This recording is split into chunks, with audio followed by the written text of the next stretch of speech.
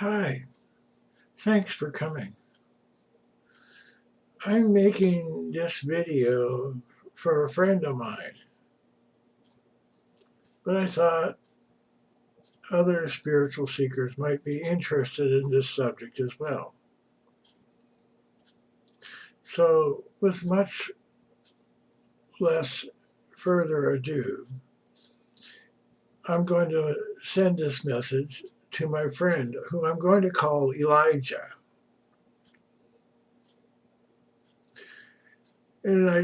Elijah, you studied under David Spero, and the other day I asked you if you were aware of how far you had advanced.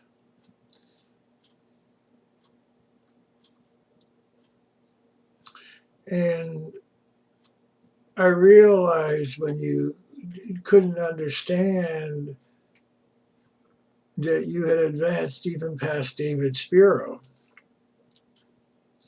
that I should need to go look and see.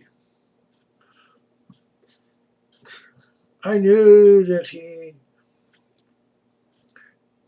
hadn't, at least in his latest video, that he hadn't gone as far as you have. And you still have some play to go.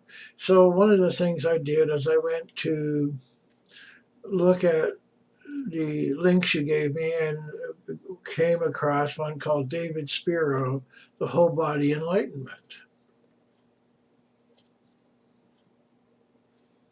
And in that he was talking about the state that he's experiencing is way past self-realization.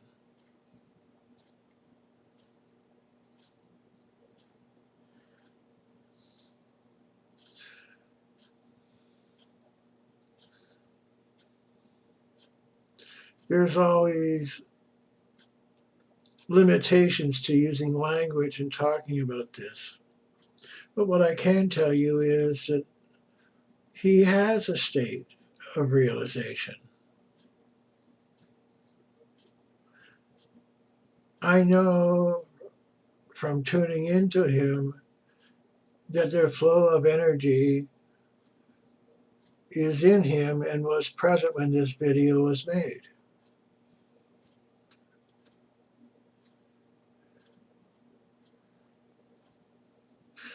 But when he talks about the flow of energy and the unification of all these different levels, he talks about it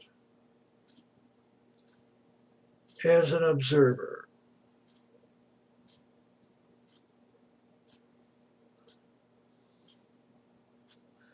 And the definition of samadhi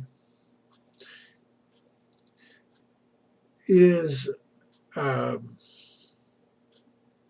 that the observer, the act of observation, and the thing observed become one and the same.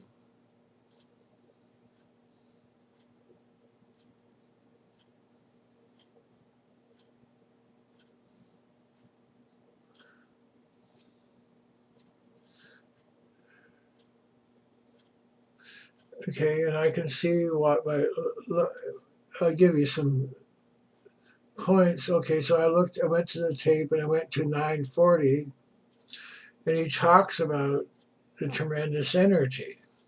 Okay, so you now have that tremendous energy that is flowing in you, and you are observing it the same way that David Spero is.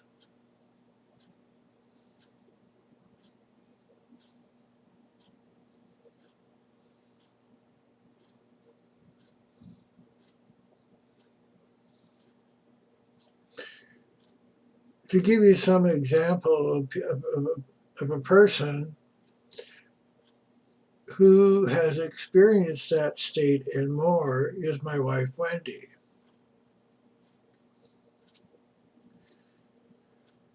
And what she's, and her description of it is, okay, is that she not only sees that energy, but she enters into it. When you enter into it, there is no boundary. There's no I. Or if there's an I, it encompasses that whole thing. That's the nature of samadhi.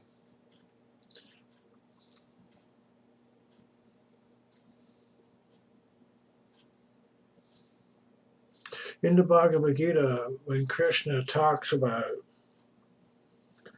the things that can be compared to, he talks about being a shark among all the fishes in the ocean. He talks about being the elephant of the land animals. And then he says, among the mantras, I am the flow of the Gayatri. Not the Gayatri mantra, because there's lots of them, but the flow of the Gayatri. Why is that best mantra? It's because mantras bring you in touch with the flow. Even the Gayatri is subservient to the flow. Okay. Okay, so here's David talking about the flow. Oh, I got the flow. Yeah, he does. But he hasn't merged with the flow.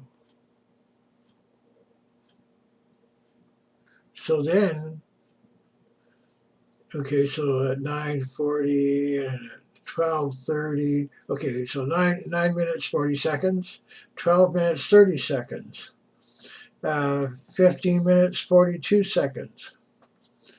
Okay, these are all external descriptions, and it may be wonderful, but it's not the merging, it's not the samadhi.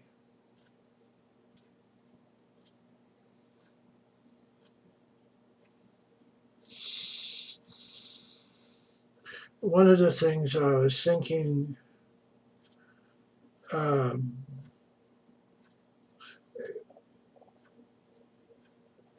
here's a phrase, here's a couple of phrases he said. Have the sense of living in the bliss of the self. Okay, so if you imagine you're inside a bowl and the bliss of the self is in this bowl, and you're inside this bowl, but you're not the same as the bliss inside the bowl. You would talk about it differently.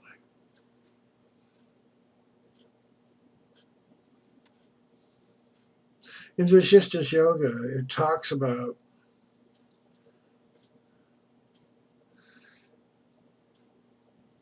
that when you become realized, everything you see is Brahman. If you see something other than God, it's because your ego there has transformed what God is into all these different objects. And yes, it is necessary to use language to communicate with people.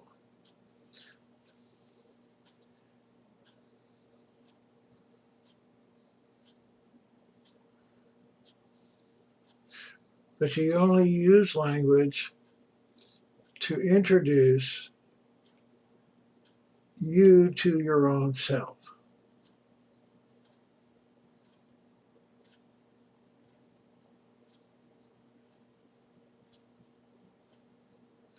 And believe it or not, for David here, there's still some tremendous steps he has to take.